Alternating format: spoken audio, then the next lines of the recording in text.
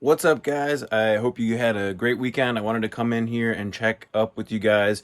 I've been doing estate sales on Saturday and Sunday, basically all day, starting out from 10 a.m. to about 4 p.m. We're trying to run it as long as I can. So in today's video, guys, I'm going to go about all these electronics that I picked up, plus more stuff that I'm trying to dabble in, like pots and pans, and just other things that I really haven't done before, smaller electronics, and just seeing, how they do overall. And guys, I want to go hop in today's video, show you, basically what to look out for with these devices, what to try to pay for, and also how to test them, things like that. And, let's get right into it. All right, so first, guys, I wanted to just give you a quick rundown of the majority of the devices that I picked up this weekend. I got 4 here, 5 here, or 6 if you include this top one, and then another 3. And then I actually did pick up 2 or 3 more items. I picked up a Bose subwoofer, and then a couple electronics from JCPenney and stuff like that won't really go for as much. But I wanted to just give you an idea of what to look for and where you will make your money back on stuff. So, I'm not 100% a professional on this. I am still dabbling in it, but I do know and have an idea of what to look for. So first, I will start with the CD carousels. So this guy here, and you can see 5-disc exchange system. So these you will typically range, I look for Sony, Panasonic, JVC.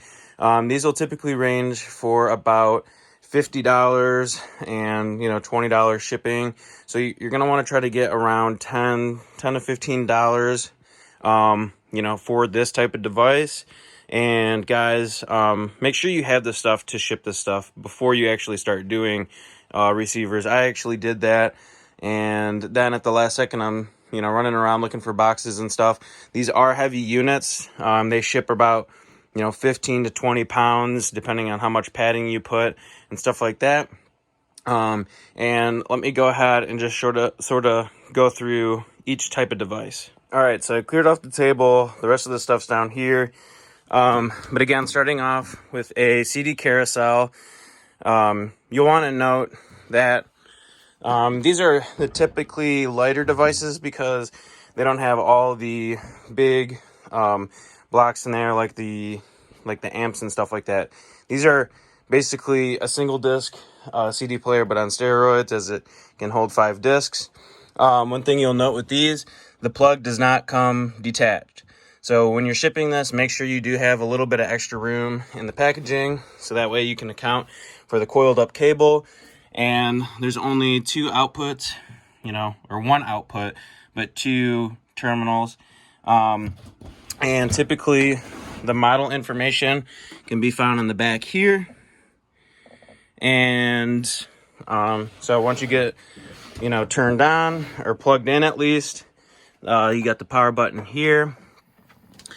And you're going to want to, make sure that it reads the discs and stuff. With this one, there's obviously no discs in it. Here you got your open and close, stuff like that. This is where your model information is. So if you are, in a thrift store, estate sale, and, they're asking $25 and you want to know, look up this number right here, or flip it around and look up the number on the back. So, one thing to note is, obviously you got all your discs here, your play modes. So we'll go ahead and open it and make sure this works. So one thing, what I found with this one, not this one in particular, but just in general, is that at times, there's 2 belts in here. So if you hit this, right, this is just a little troubleshooting idea. So if you hit this and it doesn't come out, take it apart, and I don't have a full video on it, but I may make one in the future if I do come across another one, where you can actually, either replace the belt or double loop the belt, and it should be fine. If it does not come out, that's what you want to do. You want to take this apart and double loop it, like the belt, or you can order another one. Guys, it's super simple. It's literally like a rubber band.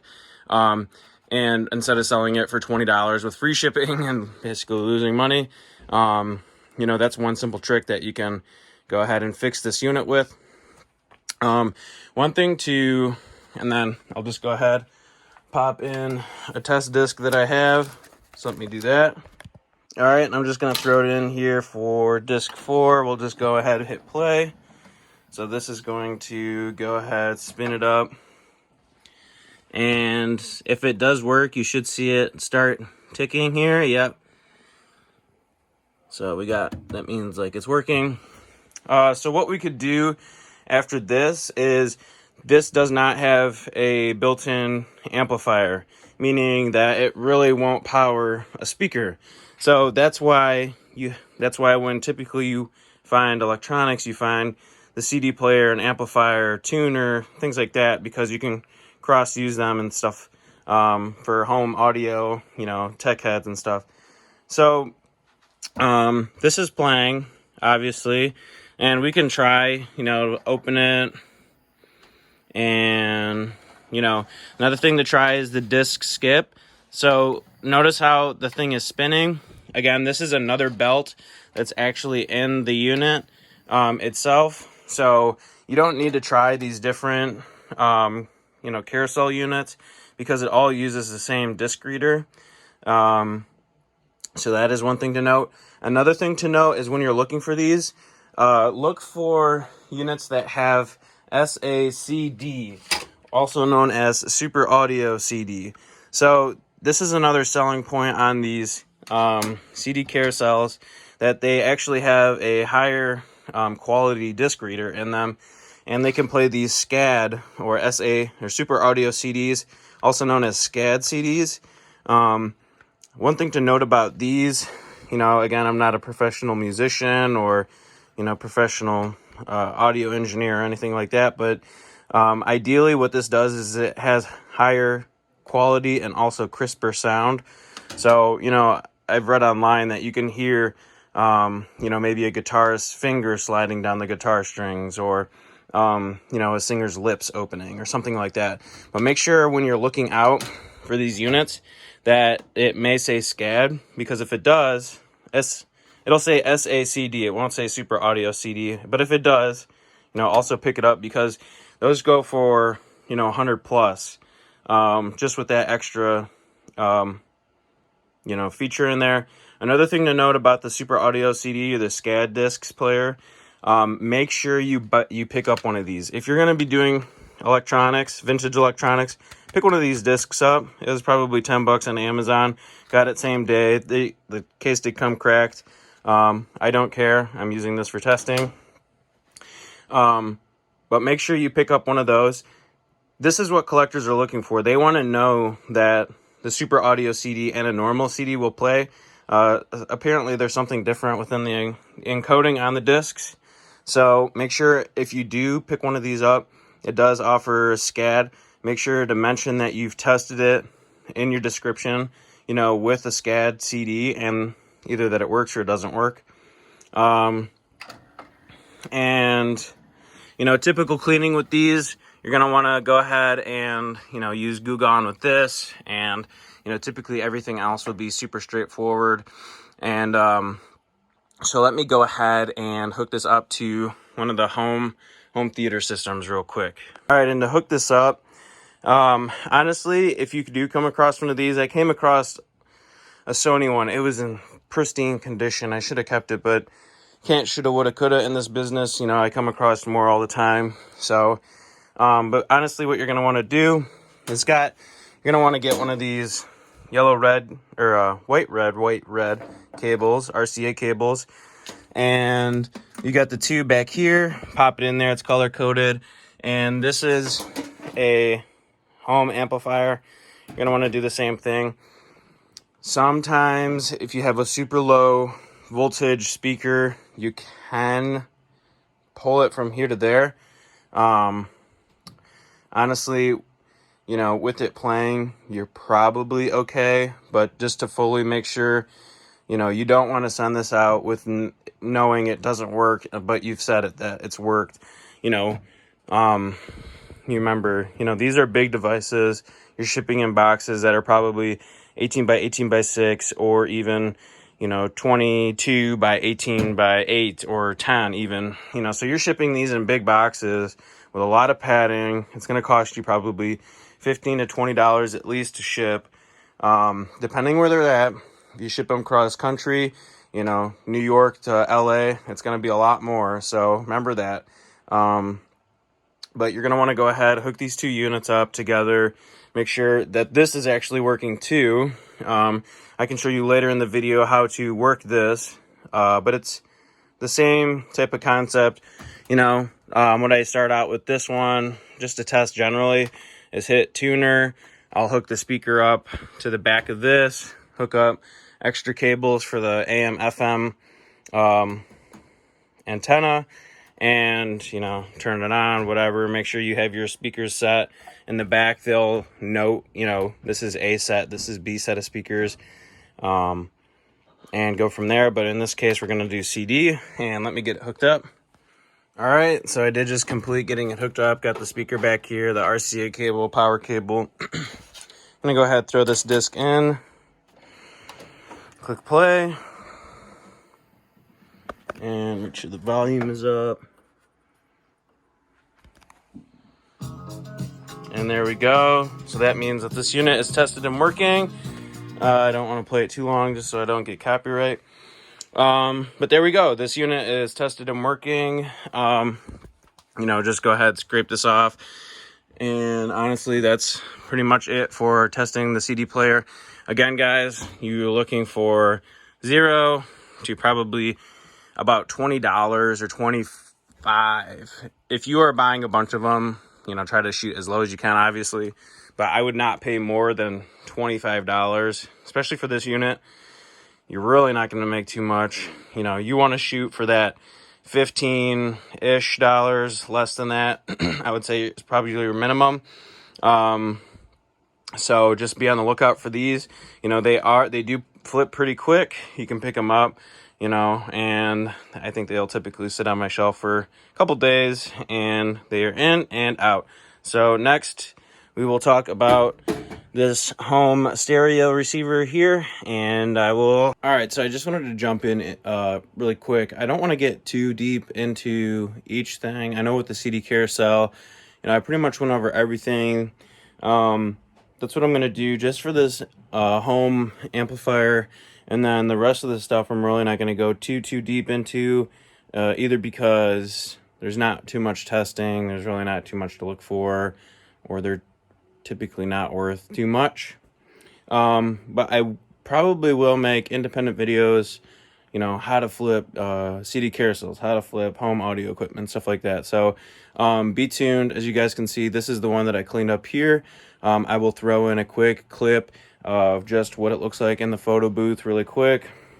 And with that out of the way, let's go ahead and jump right into the home theater systems. All right, so with these units, we got one here. This is a SX203 unit. Again, there should be more information here on the back. This is a Pioneer unit. This is another one I have down here. This is a Denon or Denon. This really isn't like too popular of a brand. You know, the obvious ones are Sony, JVC, Pioneer, things like that. And I think I have another one over here. This is Technics. Technics is another good brand. And then I have a Sony one over here. This is a really good one too. And again, you know, you can either find the model info, like here it is at the bottom, or always on the back. You know, with this one right here at the bottom. So with these, you know, the home theaters typically range from around the $100 range, depending on what model it is, what condition it is, you know, and what it does. You know, they all typically do somewhat of the same stuff, you know, input and output. You know, they take in stuff from the CD Carousel, a tuner, you know, and other things, as you can see here. You know, so the tape, VCR, monitor, phono, tuner, LD, CD. Okay. This is obviously your volume knob. You got some tuning stuff here. And then you got a little bit more inputs. And then this is your speakers. When I'm testing, I just click both of these on. So that way, you know, on the back, they're also labeled. So like here you have A and B. A and B. So the top row is A, bottom row is B. You do not want to wire them vertically. You want to do horizontally with this model specifically. And then with your input, right? So when I was testing the CD player, I had the RCAs plugged into the CD input. You know, again, if you want to do phono, CD, LD recording, playing for the VCR and the tape monitor, same thing.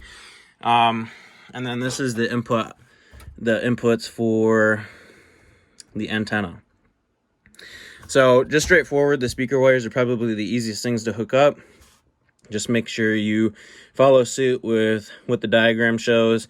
When I'm typically testing these, I really don't use, you know, too many of these. I don't have too many of these. But typically they all do function. Testing the radio is probably the easiest thing to do. So if you do not have a typical antenna, what I found works is I actually took RCA cables and I spliced the one side. So as you can see, I tried to do this with the speaker wire. It didn't work. Obviously, there wasn't no power to this. So all I do is I just hook the tuning, the wires into here. You know, so this one goes in top. Click. You know, obviously it's hard to do this with one hand. Click. So, you know, they're in there. Well, the top one is. Okay, let's see if I can do this now. Okay, so they're in there, hopefully. And we come down here, we click tuner, and it'll pop up saying what it's on. You can turn up the volume knob a little bit. And let me see if local channel,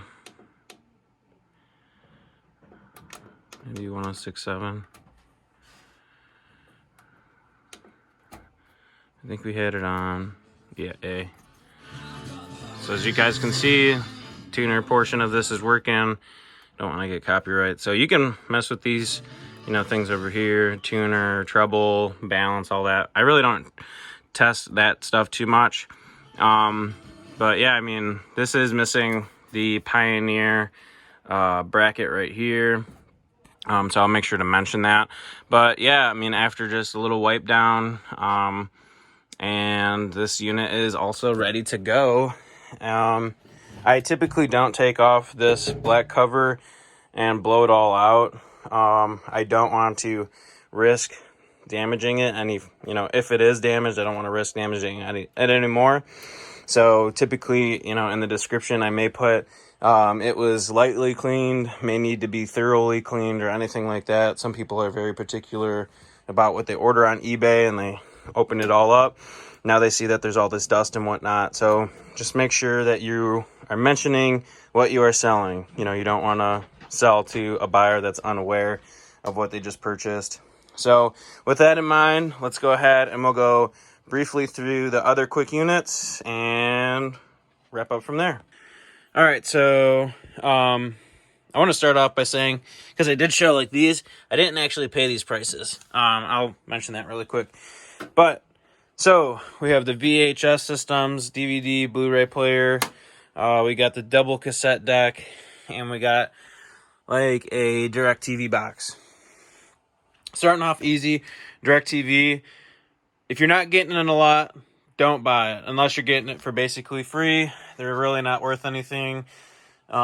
Typically, the only really way to test them is to power them on unless you actually have the service, which I don't.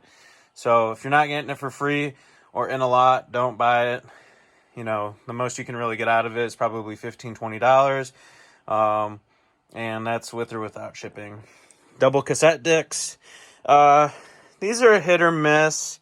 I've had a couple, and I do have one, I think, sitting around these are okay. Not as, not as in demand, but if you can get them for a good price, $10, probably less than that.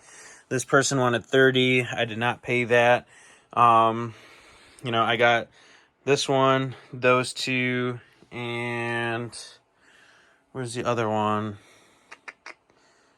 I got 4 that were in the lot. I must have moved it already. I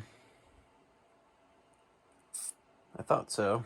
So I'll have to look for it. I know I got 4 of them that were in a lot. I paid not $30. I think I paid $80 for 4 of them. So that's like, what? I don't know, $20 per thing. So I can definitely make money on this. You can look up the model number right here. Same thing with the JVC model number right here. These are, you can play with them. You can test them and everything. The hookups are here in the back, as with the other ones. These you're going to want to hook up to, like this unit and hook up back to the speaker. Test it that way. And so on and so forth. They're pretty simple. They're pretty lightweight. And they're really not hard to pack.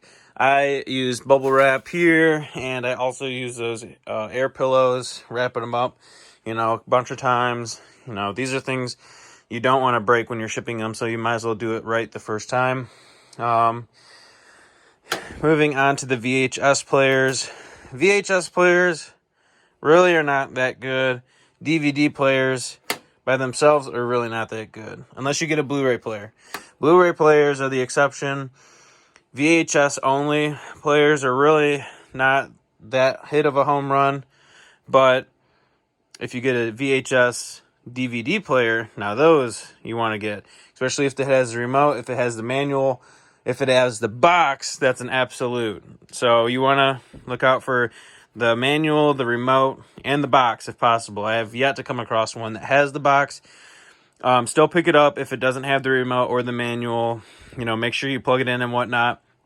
And even if it doesn't turn on, I would try to negotiate about less than $5 or $5 for it. You can still sell it, and somebody will buy it and try to fix it. So with these anyway, you can hook them up, everything, do your standard testing. Here's all your inputs and outputs on the back. So basically what I do, I hook it up. I have a little mini display. It's not sitting around here right now. Let me grab that. All right, so I got my little mini display here. This is a 5-inch monitor, portable monitor that I picked up from Amazon. I picked up a HDMI to RCA converter, and then I got a cable running from the converter box down and also the power down. And then I got, the HDMI in and RCA. So I can use this little box. Basically, I hook these up to the back of this box. I hook these 2 cables up to my power bank, and I can run through all of these, within a matter of minutes, basically. And it's super convenient. I don't have some giant monitor on the screen that I have only one spot, and, I can literally leave all these stacked as is, plug them all in, and jump from one to one to one. I got a couple of testing media units that I use, DVD, VC, and VHS tapes. Slap them in. Same thing with the cassettes. Just got some test ones, slap them in, hook it up really quick, whatever. Clean it up. Photo booth, shelves, eBay. So that's pretty much it for this small stuff. Let me jump over to the printer really quick. So with printing, right, they're kind of hard, especially, with printers. They're heavy. You can get them at almost every Walmart, Meijer, whatever. You can get cheap ones. This is a cheap one, obviously. It doesn't even have a paper feed. You have to feed the paper here, and then it prints out over it. It's got the scanner and stuff. So printers, I would recommend really not. Only thing that I've noticed from the printers is if you get the OfficeJet brand, or the OfficeJet model, especially HP, it might even be worth it to part them out. So within here, you open up this bay. There's the little print head back there. If this slides over, there's typically like a little lever that you can use, and you can literally pull the entire print head out, and that's what I would sell from it. I'm gonna try to list this one. I've had another printer. I've only done one other printer. It was 4 parts only, or no, I've done 2 other ones. So the one that I've had that was 4 parts only, I literally just took it off my eBay store the other day, started tearing it down. I have it in my other room, all in parts. So I'm going to go ahead, list the print head, the display, the top scanner, all that stuff individually, and try to sell it. I've listed the motherboard. I'm going to list the power cord, all that stuff, because one, I can make more money with it than actually selling the entire printer in itself. It costs less to ship, it's easier to ship, and I'm getting more eyes on my items rather than just listing one item. Also, since it's not working anyway, typically somebody doesn't want to buy an entire broken printer to try to fix their printer. If they have a broken printer, typically when somebody's buying a broken printer, they're going to fix another printer with that broken printer, or try to fix it, resell it, whatever. So I just took that one apart, and I'm actually working on getting some of the stuff listed today, so then that way I can go about getting that stuff sold. But I would recommend to not get into printers. Other people might do it. I just personally don't really find it too profitable, or I don't find too much of a drive to do it either. They're just so I'm looking for a word. They're just everywhere. So they're just so abundant that if you're finding a very unique printer, then maybe. If you're finding a super high-end one, then maybe, find it for $10. And it's like this printer here. If you found that for $10, it's still only a $100 printer. I mean, the print head in it would probably be, more money, because it is an OfficeJet Pro. So people would probably, especially if they're running a business, buy that print head if they're having issues. So I would just look out for that stuff. I would honestly, personally, I don't really go for printers, but all of these units, DVD players, VHS players, not really the boxes, the home audio stuff, CD carousels, that's what I like to dabble in. I got a lot of those, well, not a lot right now, but I've had a lot of those, and they're pretty easy to test. You can get little parts for them and stuff like that. And most of the information you can be found online, how to repair this, how to repair that. So as I mentioned earlier in the video with trying to fix that CD carousel, I actually did find a complete teardown video for somebody that had an issue, with their carousel. I basically followed it. It wasn't the exact model, but I followed the video. I was able to, like I said, get those belts tightened, and it actually sold after I had fixed it and everything like that for, I don't know, probably like 60 plus $20 ship, so $80, something that I paid, $10, $15 for.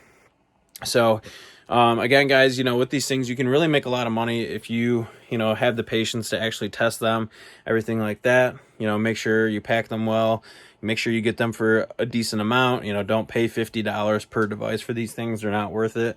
You won't make money that way. And have fun. Let me know how it goes with all of this. I have to work diligently on trying to get the rest of these all tested, cleaned up, and ready for the photo box. We only got the one there.